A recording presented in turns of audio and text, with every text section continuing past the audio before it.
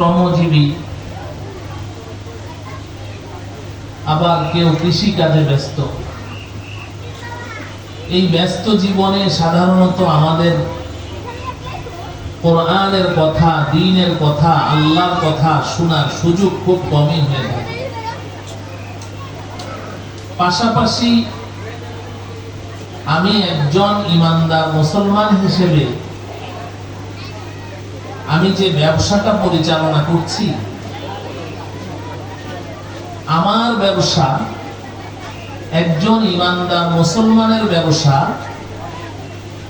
আর একজন অমুসলিমের ব্যবসা কি একরকম হতে পারে নাকি পার্থক্য আছে? অবশ্যই পার্থক্য আছে, অনেক পার্থক্য আছে, ফার ডিফারেন্স, অনেক পার্থক্য।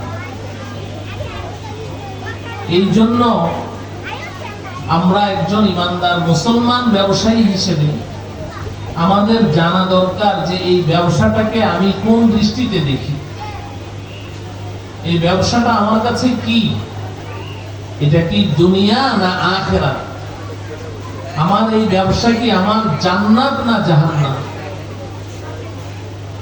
এই বিষয়ে কিছু কথা আমাদের জানার দরকার আছে না নাই? আছে।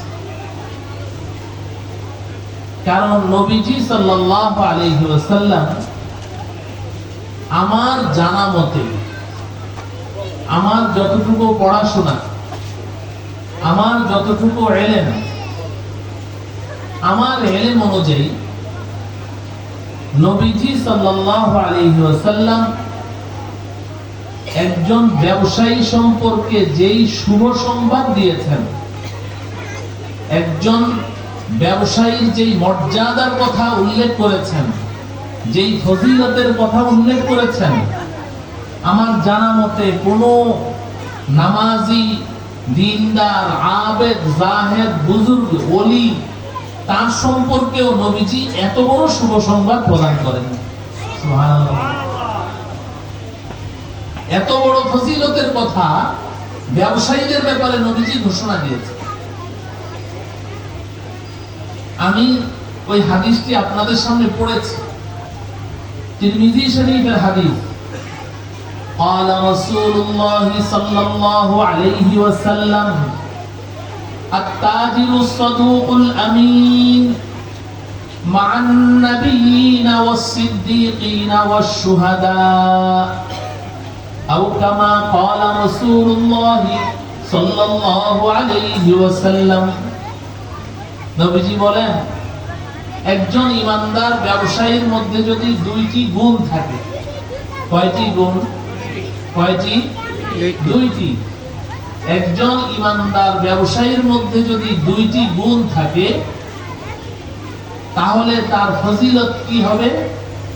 নবীজি বলেন, মান নাবিয়্যিন ওয়াস সিদ্দীকিন ওয়াস শুহাদা। হাসরের ময়দানে ওই ব্যবসায়ী শুধু ঈমান নিয়ে যদি আল্লাহর দরবারে উপস্থিত হতে পারে, তো তার হাসর হবে নবী, সিদ্দিক এবং শহীদদের সাথে। কার হাসর হবে? জোরে বলেন, কার হাসর? ব্যবসায়ীর হাসর। একজন ব্যবসায়ীর হাসর হবে নবী, সিদ্দিক এবং শহীদদের সাথে। দুইটি গুণ তার মধ্যে বিদ্যমান থাকতে হবে। একটি হলো আস-সাদুক আর একটি হলো আল আমিন।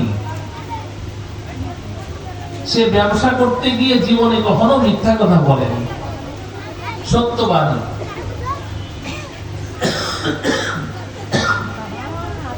তার লাভ কি পরিমাণ হচ্ছে না হচ্ছে ওটা তার কোনো যায় আসে না। সে প্রতিজ্ঞা করেছে যে আমি ব্যবসা করতে গিয়ে কোনোদিন কি করব না, মিথ্যা কথা বলবো না। যাদের কাছ থেকে মাল কিনি তাদের সাথেও মিথ্যা কথা বলবো না, যাদের কাছে মাল বিক্রি করি তাদের সাথেও মিথ্যা কথা বলবো না।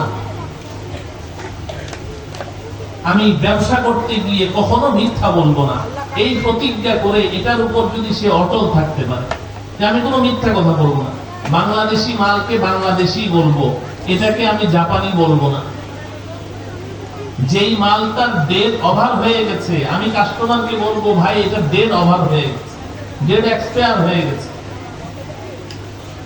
যেই মালটা অরিজিনাল না, নকল, আমি কাস্টমারকে বলবো ভাই এটা কিন্তু অরিজিনাল না, এটা নকল, আপনি চাইলে নিতেও পারেন নাও নিতে পারেন। কোন মালের মধ্যে যদি কোনো খুঁত থাকে তাহলে আমি বলে দিব ভাই এই মালটার মধ্যে কিন্তু এই খুঁত আছে। এইভাবে মালের দোষ সে গোপন করে না, মালের দোষ গোপন করে না, দোষ প্রকাশ করে দেয়। মালের দোষ গোপন করে না, সত্য কথা বলে ব্যবসা করে। আল আমিন, 2 নাম্বার, সে আমানতদার। ব্যবসা করতে গিয়ে খুব আমানতদারিতার সাথে সে ব্যবসা করে, কখনো আমানতের খেয়ানত করে না, আমানতের খেয়ানত করে না। যদি এই 2টি গুণ তার মধ্যে বিদ্যমান থাকে এবং সে খাঁটি ঈমান নিয়ে আল্লাহ পাকের দরবারে যেতে পারে, তা আল্লাহ পাক তাকে পুরস্কার হিসেবে নবী, সিদ্দিক এবং শহীদগণের সাথে হাসরের ময়দানে উঠাবে। তো ব্যবসায়ীর ব্যাপারে একদিকে নবীজি শুভ সংবাদ দিয়েছেন, ইমামে তিরমিজি রাহমাতুল্লাহি আলাইহি তিরমিজি শরীফের মধ্যে এই হাদিসটা এনেছেন। পাশাপাশি আবার আরেকটা হাদিস এনেছেন ঠিক এর উল্টা। খুব ভালো করে বুঝেন, এই হাদিসে এত বড় শুভ সংবাদ দেয়া হলো ব্যবসায়ীকে, আবার পাশাপাশি আরেকটি হাদিসে নবীজি বলছেন আত-তুজ্জার ইউহশারুনা ইয়াওমাল কিয়ামাতি ফুজ্জারা। নবীজি বলেন ব্যবসায়ীরা হাসরের ময়দানে ফাসিক ফুজ্জারদের সাথে উঠবে। নাউযুবিল্লাহ পড়েন জোরে, নাউযুবিল্লাহ। তো দেখেন, একদিকে নবীজি বলছেন ব্যবসায়ীরা নবী, সিদ্দিক, শহীদদের সাথে উঠবে, আরেকদিকে বলছেন ব্যবসায়ীরা হাসরের ময়দানে আল্লাহ পাকের নাফরমান বান্দা যারা জাহান্নামী, ফাসিক, ফুজ্জার, এদের সাথে ব্যবসায়ীদেরকে উঠানো হবে। অতএব আমি দুটো হাদিস আগে আপনাদেরকে শোনালাম, এজন্য আমাকে সিদ্ধান্ত নিতে হবে যে আমি এই ব্যবসা বাণিজ্যের মাধ্যমে হাসরের ময়দানে নবী, সিদ্দিকদের সাথে উঠতে চাই, শহীদদের সাথে উঠতে চাই, নাকি আমি এই ব্যবসা করে ফাসিক, ফুজ্জার, জাহান্নামী, আল্লাহর অবাধ্য বান্দাদের সাথে উঠতে চাই। এই সিদ্ধান্ত আমাকে নিয়ে ব্যবসাটা পরিচালনা করতে। আমার প্রিয় ভাইয়েরা, এখানে আপনারা যারা উপস্থিত আছেন, আমি আশা করি প্রত্যেকেই কম বেশি এটা জানেন যে আমি আপনি এই দুনিয়াতে আগমন করার 500 বছর পূর্বে, কত বছর? হাদিস শরীফের মধ্যে এসেছে 500 বছর পূর্বে আমি এই দুনিয়াতে আসার পর থেকে মৃত্যু পর্যন্ত আমি কি কামাই করব, কি খাবো, কি পরবো, কত টাকা ইনকাম করব, আমি কত টাকার মালিক হব, এই সব কিছু আল্লাহ রাব্বুল আলামিন আমার জন্মের 500 বছর আগেই বরাদ্দ করে রেখেছেন। আল্লাহ পাক আমার জন্য যে রিজিকটা বরাদ্দ করে রেখেছেন আমার জন্মের 500 বছর আগে, কত বছর আগে? আমি এর চেয়ে 1 আনা পরিমাণ পৃথিবীতে ইনকাম করতে পারবো না বেশি, যেটা বরাদ্দ আছে ওইটাই আমার। আল্লাহ পাক আমার জন্য যা বরাদ্দ রেখেছেন, আমি গোটা পৃথিবী যদি আমি চষে বেড়াই, আমি যদি আমার জীবনটা একেবারে শেষ করে দেই, যতটুকু আল্লাহ বরাদ্দ করেছেন আমি এর চেয়ে 1 আনা পায়ও বেশি উপার্জন করতে পারবো। এটা আমার ঈমান, এটা আপনার ঈমান। আপনি এর চেয়ে বেশি কিচ্ছু উপার্জন করতে পারবেন না, অতটুকুই। পাশাপাশি এটাও জেনে রাখেন, আপনার যতটুকু রিজিক আল্লাহ পাক এই পৃথিবীতে বরাদ্দ রেখেছেন, অতটুকু রিজিক আপনার হাতে আসার আগে আপনার মৃত্যু হবে না। ওই রিজিকটা আপনি পেয়ে তারপরে, হ্যাঁ, রিজিক হাতে আসার পর আপনি ভোগ করতে পারবেন না পারবেন সেটা তো পরে। বিল্ডিং করলেন 10 তলা, এখন এই 10 তলা বিল্ডিং এ উঠতে পারবেন কিনা, আপনার হায়াত কতদিন আছে কিনা সেটা তো আর আপনি জানেন। আমি কি কথাটা বোঝাতে পারলাম? তাইলে একজন ইমানদার মুসলমানের এই আকীদা এবং বিশ্বাস রেখে আমাকে ব্যবসা করতে হবে যে আমি যত মিথ্যা কথা বলি, যত ধোঁকাবাজি করি, যত কাস্টমারকে ঠকাই, বাহ্যত দৃষ্টিতে নবীজি বলেন মিথ্যা কথা বললে বাহ্যত দৃষ্টিতে মনে হবে যে মালটা সেল হয়ে যায়। যে মিথ্যা কথা বলে তার দোকানে মনে হয় কাস্টমার বেশি আর মালটা খুব দ্রুত সেল হচ্ছে, আর যে সত্য কথা বলছে তার দোকানে কাস্টমার কম, মাল একটু দেরিতে সেল হয়, খুব বেশি লাভ হচ্ছে না। নবীজি সাল্লাল্লাহু আলাইহি ওয়াসাল্লাম বলেন এই মিথ্যা কথা তোমার মালটাকে দ্রুত চালিয়ে দিবে, কিন্তু এর বিনিময়ে যে অর্থটা তুমি উপার্জন করছো, এক নম্বর ওই অর্থটা তোমার জন্য হারাম হবে, দুই নম্বর ওই অর্থের মধ্যে তোমার কোনো বরকত তুমি খুঁজে পাবে না। মালটা চলে যাবে, নবীজি বলছেন মাল চালিয়ে দিবে মিথ্যা কথা বললে, কিন্তু ওই মাল এর এগেইনস্টে তুমি মিথ্যা কথার এগেইনস্টে যে অর্থটা উপার্জন করেছো, এক নম্বর তুমি নিজে হারাম খাচ্ছো আর তোমার পরিবারকে হারাম খাওয়াচ্ছো, দুই নম্বর হলো তোমার ওই পয়সার মধ্যে ন্যূনতম কোনো বরকত তুমি খুঁজে। আর যদি তুমি সত্য কথা বলো তাহলে বাহ্যত দৃষ্টিতে মনে হচ্ছে যেন লাভটা তোমার কম হচ্ছে, লাভ কম আসছে, মাল কম চলছে সত্য কথা বলার কারণে, কিন্তু তুমি বিশ্বাস রাখো এই সত্য কথা বলে তুমি যে ব্যবসা করছো, তোমার যে উপার্জন হচ্ছে পাশের দোকানদারের চেয়ে অল্প উপার্জন হচ্ছে।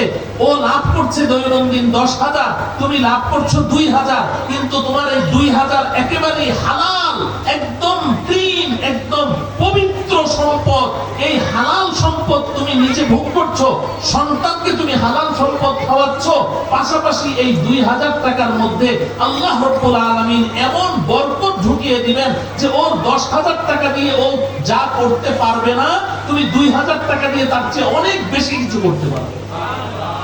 ওর মাসে যদি 50,000 ইনকাম হয়েছে হারাম, ও দেখবে মাসের 15 দিন 20 দিন না যেতেই ওর টাকা শেষ, ওর ঋণ করে চলতে হয়। আর তুমি ইনকামের জন্য কথা বলেন, যদি আপনার হারাম ইনকাম করতেই মনে চায় তাইলে আর ব্যবসা করার দরকার কি? আপনি চুরি করেন, চুরি করার পয়সা যেমন হারাম, মিথ্যা কথা বলে ব্যবসা করার পয়সাটা ওরকমই হারাম, দুইটা সেম সেম, কোনো পার্থক্য নেই।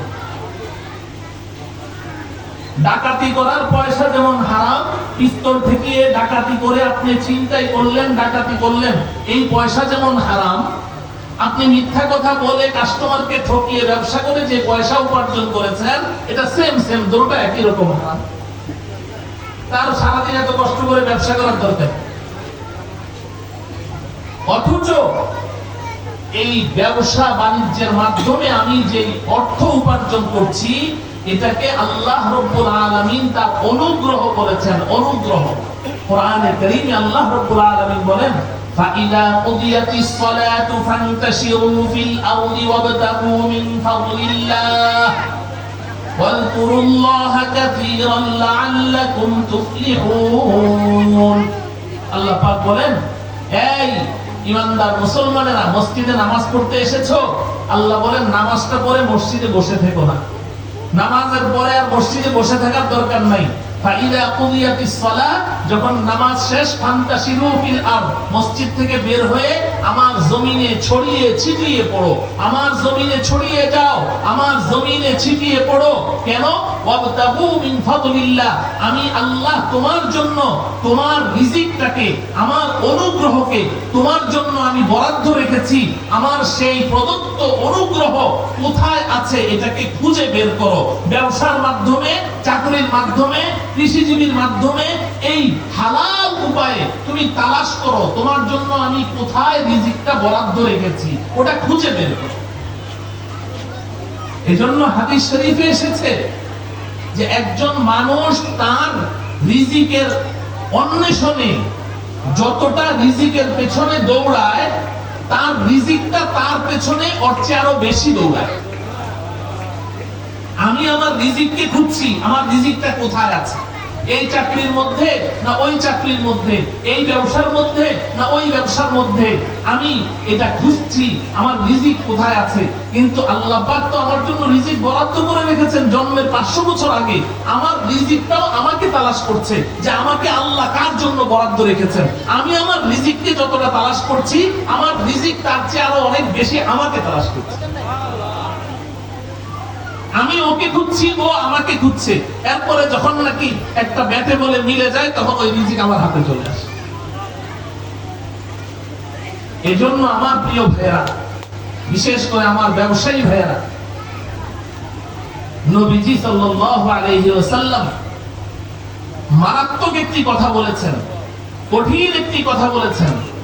নবীজি বলেন, মান গাশশা ফালাইসা মিন্না, মান গাশশা ফালাইসা মিন্না। একদিন নবীজি মদিনার বাজারে গিয়েছেন। মদিনার বাজারে যাওয়ার পরে দেখেন এক লোক আটা বিক্রি করে, আটা ব্যবসায়ী, পাইকার, আটার স্তূপ দিয়ে রেখেছে। নবীজির একটু সন্দেহ লেগেছে, নবীজি করলেন কি, জামার হাতাটা এভাবে গুটিয়ে ওই আটার বস্তার ভেতরে হাত ভরে দিলেন। হাত ভরে দিয়ে ভেতর থেকে এক মুঠ আটা বের করে দেখেন উপরের আটাগুলো একদম শুকনা ফ্রেশ, ভিতরের আটাগুলো ভিজা পচা। বস্তার ভিতরের আটাগুলো কি ভেজা পচা।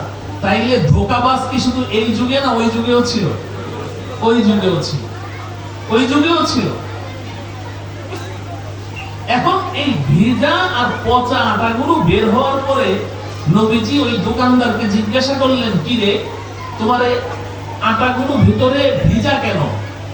তো সে জবাব দেয়, ইয়া রাসূলুল্লাহ, বৃষ্টিতে ভিজে গেছে। তো নবীজি হাসতে হাসতে বলেন, তো বৃষ্টিতে ভিজলে উপরের গুলাটা ভিজবে, বৃষ্টিটা ভিতরে ঢুকলো কেমনে? কথা বুঝেন? বৃষ্টি উপরের গুলা শুকনা রেখে ভিতরে ঢুকলো কেমনে? তখন নবীজি সাল্লাল্লাহু আলাইহি সাল্লাম এই ভিজা আটাগুলো হাতে নিয়ে হাত উঁচু করে বললেন, এই মদিনার ব্যবসায়ীরা শোনো, মান গাশশা ফালাইসা মিন্না, মান গাশশা ফালাইসা মিন্না, মান গাশশা ফালাইসা মিন্না। ব্যবসা বাণিজ্য করতে গিয়ে যে প্রতারণা এবং ধোঁকাবাজির আশ্রয় নিবে, আমি আমার উম্মত থেকে তাকে বহিষ্কার ঘোষণা করি। নাউজুবিল্লাহ বলে,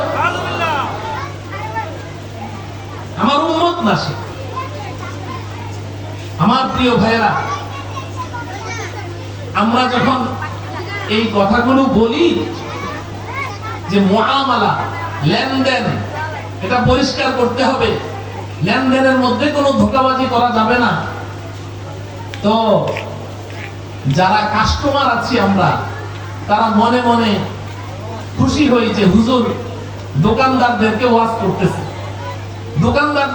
করতেছে, কাস্টমার, আমি তো ব্যবসায়ী না, আমি তো ক্রেতা, হুজুর তো বিক্রেতাদেরকে ওয়াজ করতেছে যে ক্রেতাদেরকে ঠকাইও না।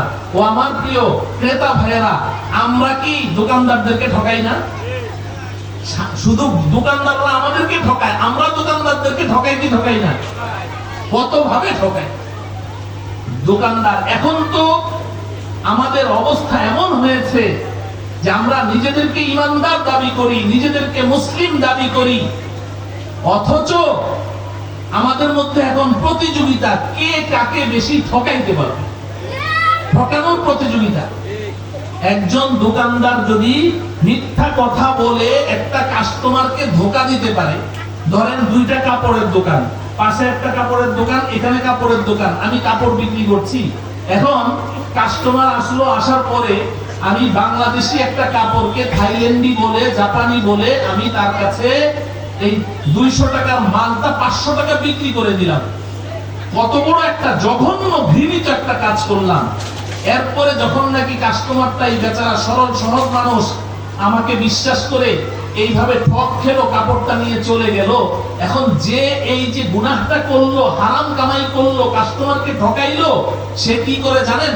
কাস্টমারটা চলে যাওয়ার পরে পাশের দোকানদারের দিকে চোখ দিয়ে ইশারা করে এমন একটা ভাব নেয় যে দিলাম একটা ঠক, একটা বেড়াগিরি, একটা ক্রেডিট, যে আমি খুব চালাক, আমি খুব বুদ্ধিমান, আমার চালাকিও ধরতে পারলো না, এটাকে সে খুব ক্রেডিট মনে করছে কি করছে না? নিজেরা চোখ চাওয়াচাই করে, আবার ইশারা করে দিলাম একটা মাইল। আরে বেওকুফ, তুই তো ঠকাইলি না, তুই তো মারাত্মক ভাবে ঠকে গেছিস। তুই তোর ভাইয়ের সাথে বাণিজ্য করেছিস, যাকে তুই বিক্রি করেছিস সে তোর ভাই, সে তোর ভাই। নবীজি বলেছেন আল মুমিনুনা কাজাসাদিন ওয়াহিদ ইনিশতাকা আইনুহু ইশতাকা কুল্লুহু। এই আমার ব্যবসায়ী ভাইয়েরা শুনেন, নবীজি বলেছেন যে পৃথিবীর সমস্ত ঈমানদার মুসলমানরা একটা দেহের মতো, একটা বডির মতো। সমস্ত ঈমানদার মুসলমান একটা বডির মতো। ইনিশতাকা আইনুহু ইশতাকা কুল্লুহু। যদি বডির মধ্যে চোখ ব্যথা পায় তো গোটা দেহ এই ব্যথাটাকে অনুভব করে। চোখের মধ্যে একটা ময়লা ঢুকেছে, চোখের মধ্যে ময়লা ঢুকেছে, হাত কি এই কথা বলে যে তোর মধ্যে ময়লা পড়েছে, তুই ওটা নিয়ে থাক, আমার তাতে কি আসে যায়? হাত কি এই কথা বলে? নাকি হাত অস্থির হয়ে যায় চোখ থেকে ময়লাটা বের করার জন্য? অস্থির হয় কি হয় না? যতক্ষণ চোখ থেকে ময়লা বের না করে ততক্ষণ বলতে থাকে, কাপড় দিয়ে এভাবে করে সেভাবে করে অস্থির হয়ে যায়। কেন? হাতের কি ঠেকা লেগেছে, হাত অস্থির হয়ে যায় চোখ থেকে ময়লা বের করার জন্য। পুরা দেহ এটার ব্যথা অনুভব করে। নবীজি বলেন তোমরা পৃথিবীর সমস্ত ঈমানদার মুসলমান তো একটা দেহের মতো। দেহের একটা অঙ্গ ব্যথিত হলে গোটা দেহ যেভাবে ব্যথিত হয়, তোমরা তো এইভাবে ভাই ভাই। তোমাদের কেউ একজন ক্ষতিগ্রস্ত হলে সমস্ত ঈমানদার মুসলমান তো এইভাবে অস্থির হয়ে যাওয়ার কথা। যেভাবে যদি তাই হয় তাহলে তুমি তোমার ভাইকে ঠকিয়েছো। তোমার ভাইকে মায়ের পেটের ভাইয়ের চেয়ে, জন্মসূত্রে যে ভাই তার চেয়ে ঈমানদার ভাইয়ের দাবি আরো বেশি। তুমি তাকে ঠকাইলে, কিন্তু বাহ্যত দৃষ্টিতে তাকে তুমি 500 টাকা 1000 টাকা ঠকিয়েছো, কিন্তু আসলে সে ঠকে নাই, তুমি মারাত্মক ভাবে ঠকে গেছো। তুমি মারাত্মক ভাবে ঠকে গেছো। ও আমার প্রিয় ভাইরা, আমি নবীজির একটা কথা আপনাদেরকে শোনাই, খুব ভালো করে শুনেন। সিদ্ধান্ত আপনার হাতে। আপনি কিভাবে ব্যবসা বাণিজ্য করবেন? কাস্টমার দোকানদারকে ঠকাবে, দোকানদার কাস্টমারকে ঠকাবে, নাকি উভয় উভয়ের কল্যাণ কামনা করবে, উভয় উভয়ের উপকার করতে চেষ্টা করবে? কাস্টমার চিন্তা করবে যে আমার এই ভাই যেন মালটা বিক্রি করে সে আমার কাছে ঠকে না যায়, আমার দ্বারা যেন সে ক্ষতিগ্রস্ত না হয়। দোকানদার চিন্তা করবে আমার এই মালটা কিনে যেন আমার ভাই ক্ষতিগ্রস্ত না হয়। উভয় উভয়ের কল্যাণকামী হবে। বুখারী শরীফের হাদিস, আদ-দীনু আন-নাসিহা। দ্বীন, ঈমান, ইসলাম এটা কল্যাণকামিতার নাম। একজন আরেকজনের খায়ের খা হবে, কল্যাণকামী হবে, এটার নাম হলো দ্বীন। কোন ইমানদার মুসলমান অন্য কোন মুসলমানের ক্ষতি চাইতে পারে না। যদি তার মন মানসিকতা এমন হয় সে আরেক ভাইয়ের ক্ষতি চায়, তাহলে তার মধ্যে কামেল ঈমান নাই। আমি একটা হাদিস শুনাই। নবীজি সাল্লাল্লাহু আলাইহি ওয়াসাল্লাম সাহাবায়ে কেরামকে লক্ষ্য করে একদিন বলছেন, এই সাহাবীরা বলো তো সবচেয়ে বড় মিসকিন কে? সবচেয়ে বড় বলেন? মিসকিন। মিসকিন মিসকিন বুঝেন? নবীজি সাহাবাদেরকে জিজ্ঞাসা করলেন, আচ্ছা বলো তো দেখি সবচেয়ে বড় মিসকিন কে?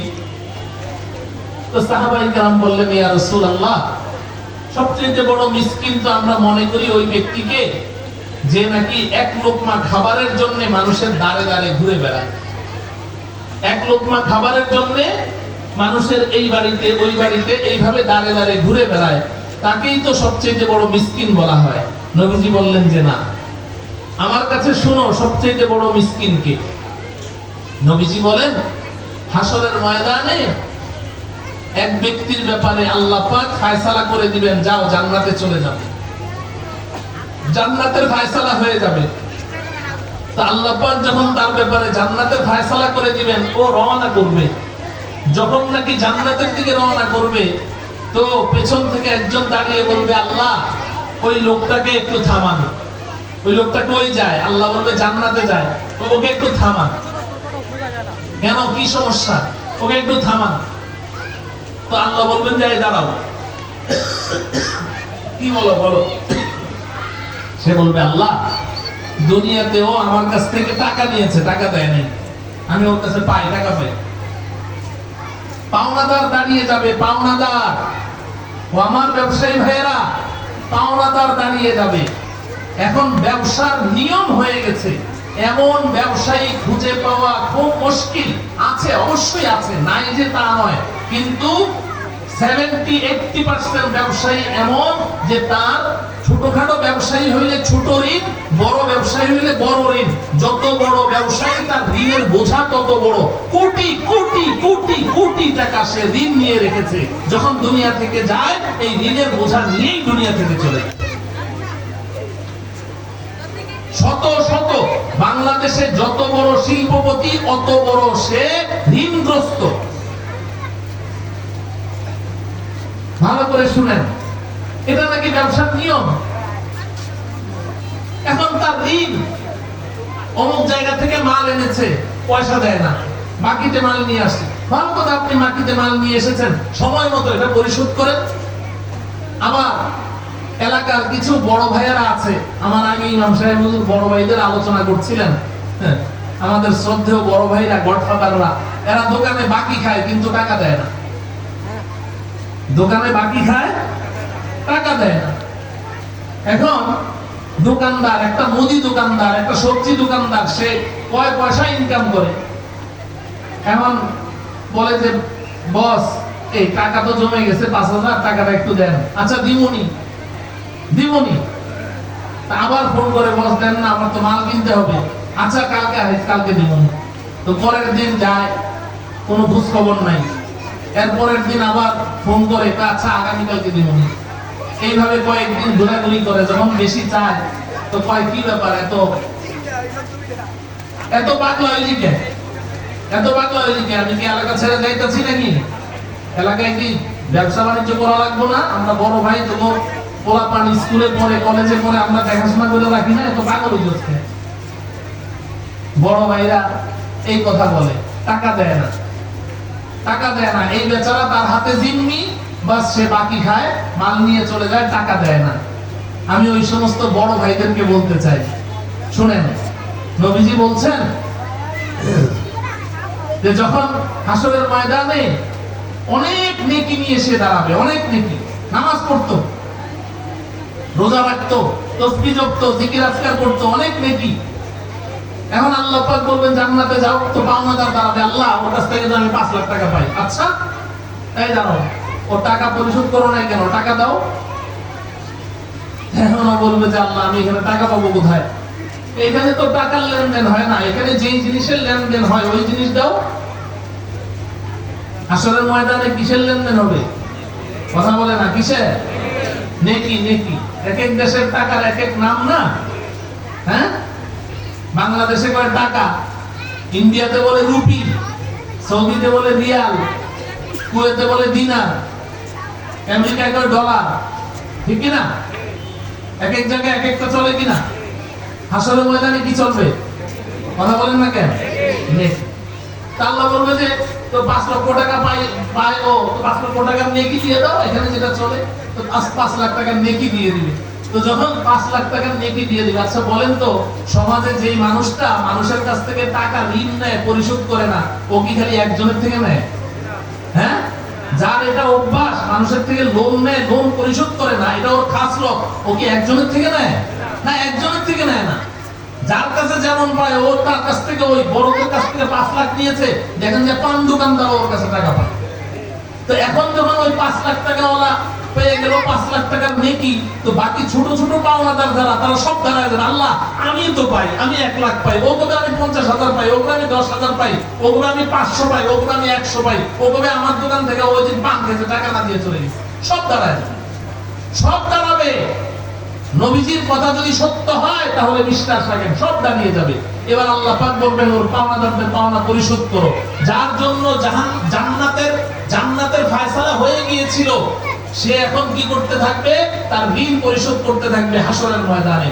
ঋণ পরিশোধ করা লাগবে আমার প্রিয় বড় ভাইয়েরা, গডফাদারেরা, আপনাদের ঋণ কিন্তু পরিশোধ করা লাগবে। এখানে করবেন না, ওখানে করা লাগবে। ওখানে করার চেয়ে এখানে করেন, বেঁচে যাবেন। এখানে যদি না করেন তাহলে ওখানে ফেঁসে যাবেন, ওখানে ফেঁসে যাবে।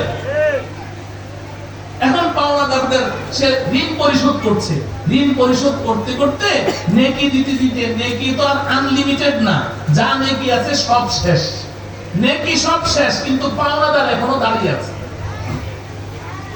এইবার আল্লাহ বলবেন দাও, এই যে পাওনাদার আরো আছে, আল্লাহ আমার তো থলি খালি, আমি এখন দেবো কি? ও আচ্ছা, তোমার শেষ, এখন কি করা যায়? এখন পাওনাদারদের পাওনা তো দিতে হবে, ঋণ তো পরিশোধ করা লাগবে। এবার আল্লাহ পাক বলবেন কি যে আচ্ছা ঠিক আছে, তোমরা এক কাজ করো, যে যত টাকা পাও অত টাকার গুনাহ ওর আমলনামায় দিয়ে দাও। তোমার আমলনামায় গুনাহ আছে না, অত টাকার গুনাহ ওর আমলনামায় দিয়ে দাও। এবার পাওনাদারদের গুনাহ কি হতে থাকবে? ওর আমলনামায়, ওর অ্যাকাউন্টে আসতে থাকবে। যেই মানুষটার জন্য জান্নাতের ফয়সালা হয়েছে, আজকে তার নেকি সব খালি হইল, এবার পাওনাদারদের গুনাহ তার অ্যাকাউন্টে জমা হইল। এবার আল্লাহ রাব্বুল আলামিনের পক্ষ থেকে নির্দেশ আসবে, রে হতভাগা, যা জাহান্নামে নিক্ষিপ্ত হয়ে যা। ফেরেশতারা তাকে টেনে হেঁচড়ে জাহান্নামে নিক্ষেপ করে দিবে। নাউজুবিল্লাহ বলেন। নবীজি বলেন, ও হলো সবচেয়ে বড় মিসকিন, ও হলো সবচেয়ে বড় কি? এত নেকি নিয়ে গেল কিন্তু কোন কাজে। এজন্য আমার প্রিয় ভাইয়েরা, ব্যবসা বাণিজ্য করতে গিয়ে আপনাকে এগুলো খেয়াল রাখতে হবে যে ব্যবসার কারণে যেন আপনার জাহান্নাম কামাই করতে না হয়, ফাসিক ফুজ্জারদের সাথে যেন হাসরের ময়দানে উঠতে না হয়। 2 নম্বর কথা, আজকাল 2টা কথা সমাজের মধ্যে খুব প্রচলিত হয়ে গেছে।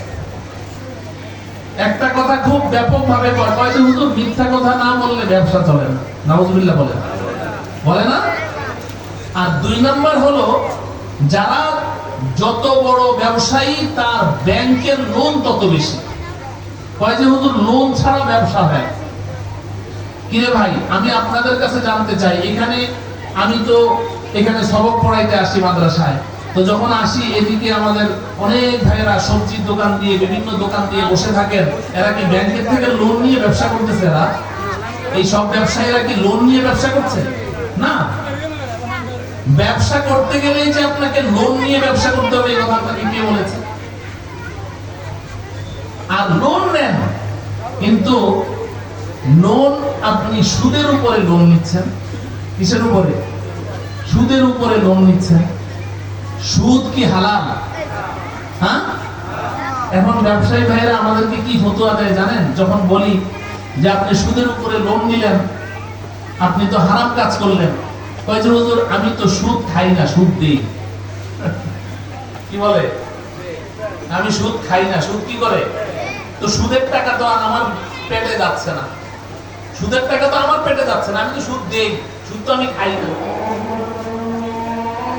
আজানের জবাব দেন, এরপর আমি প্রাথমিক কথা বলে ছেড়ে দিচ্ছি। সবাই আজানের জবাব দেন। আল্লাহু আকবার, আল্লাহু আকবার। কানজুল উম্মাহ, এই কিতাবের মধ্যে একটি মারাত্মক হাদিস এসেছে। নবীজি বলেন, সুদের মধ্যে 70টার চেয়ে বেশি গুনাহ। সুদের মধ্যে কয়টা গুনাহ? 70। সুদ খাইলো একটা মানুষ, মনে হয় একটা গুনাহ করলো। নবীজি বলছেন সুদের মধ্যে কয়টা গুনাহ? 70টার চেয়ে বেশি গুনাহ। তার মধ্যে সবচেয়ে ছোট যেটা, 70টা গুনার মধ্যে সবচেয়ে ছোট গুনাহ হলো নিজের মায়ের সাথে জিনা করার সমতুল্য। নাউজুবিল্লাহ বলেন। সুদ, আমার প্রিয় ভাইরা, মানেন না মানেন সেটা আপনার ব্যাপার। আমি সুযোগ পেয়েছি আপনাদেরকে বলি, একসাথে তো পাবো না এরকম। সুদের ব্যাপারে কোরআনে কারিমে আল্লাহ পাক যত মারাত্মক হুমকি দিয়েছেন, কোন গুনাহের ব্যাপারে এত বড় হুমকি দেন নাই, কোন গুনাহের ব্যাপারে না।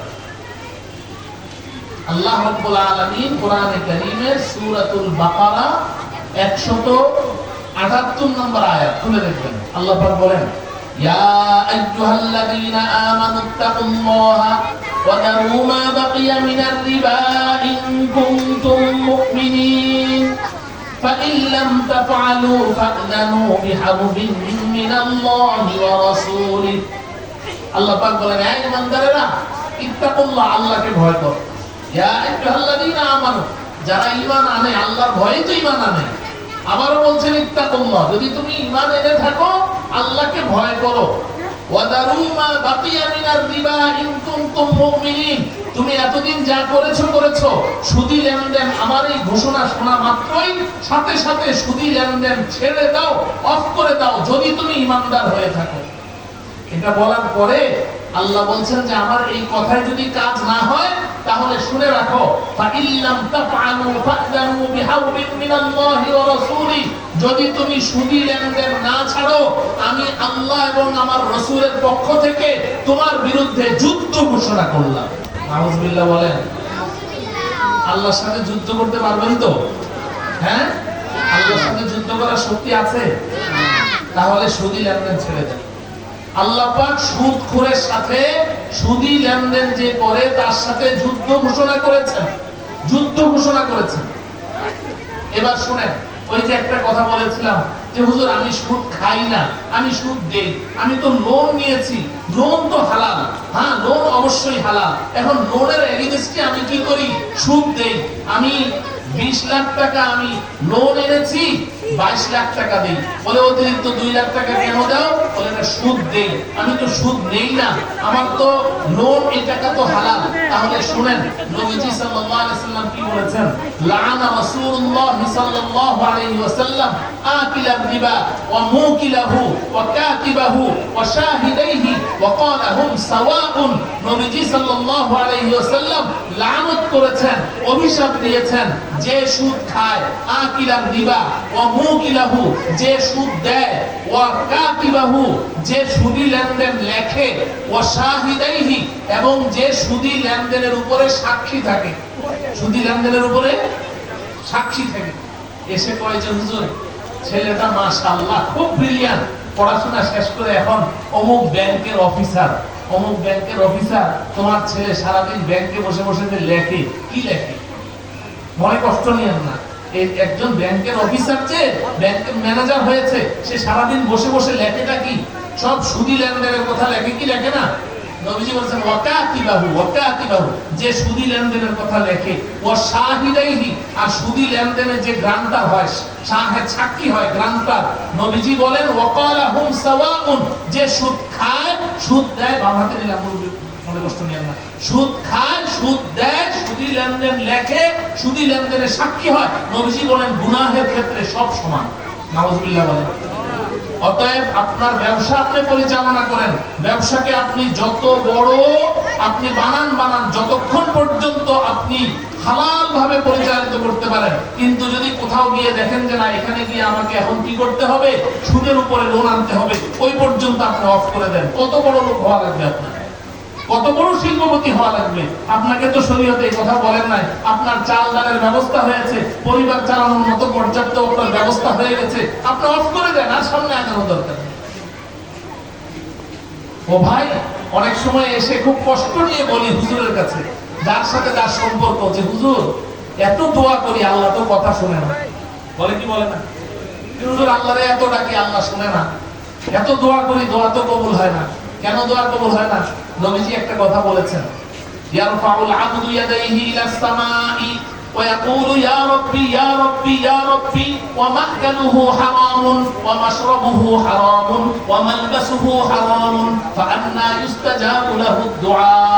নবীজি বলেন যে কোনো একজন বান্দা আসমানের দিকে হাত তুলে চোখের পানি ছেড়ে দিয়ে বলতে থাকে ইয়া রাব্বি ইয়া রাব্বি, ও আল্লাহ এটা চাই ওটা চাই, আল্লাহ এই বিপদ ওই বিপদ, বিপদ দূর করো, চোখের পানি দিয়ে বুক ভাসিয়ে ফেলছে আর ইয়া রাব্বি করছে।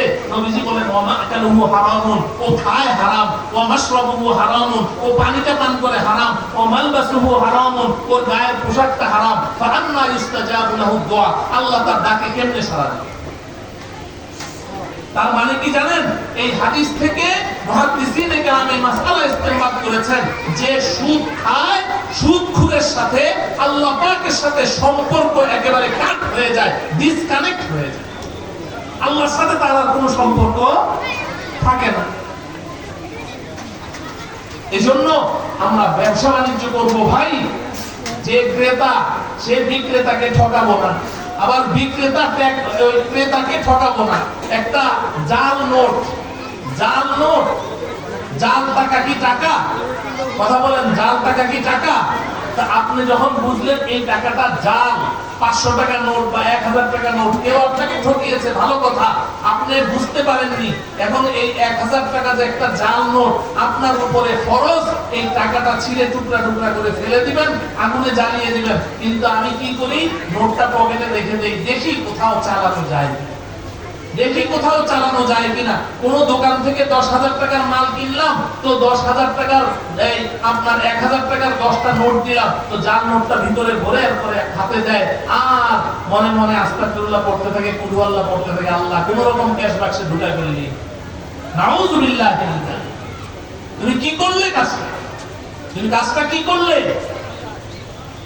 তাহলে তো তোমার এমন হলো যে তুমি 10,000 টাকার মাল নিয়েছো, তুমি 9,000 টাকা দিয়ে তুমি চলে এসেছো, 1,000 টাকা তুমি চুরি করেছো, হারাম, তোমার পুরো মালটাই হারাম হয়ে যাবে। তো শুধু দোকানদাররা কাস্টমারকে ঠকায় না, কাস্টমাররাও দোকানিকে ঠকায়। এই চিন্তা আমাদের মাথা থেকে দূর করতে হবে। যদি আপনি কামেল ইমানদার মুসলমান হতে চান, আপনার নামাজ রোজা কোনো কাজে লাগবে না যদি আপনার লেনদেন বিশুদ্ধ না হয়, আপনার রিজিক যদি হালাল না হয়। ইবাদত কবুল হওয়ার জন্য পূর্ব শর্ত হলো আমার রিজিক হালাল হওয়া লাগবে, হারাম করে ইবাদত কবুল হয়। আশা করি আপনারা আমার কথাগুলোতে মনে কষ্ট না নিয়ে প্রত্যেকেই নিজ নিজ ব্যবসা নিয়ে গবেষণা করবেন। মাদ্রাসা এখানে আছে আলহামদুলিল্লাহ।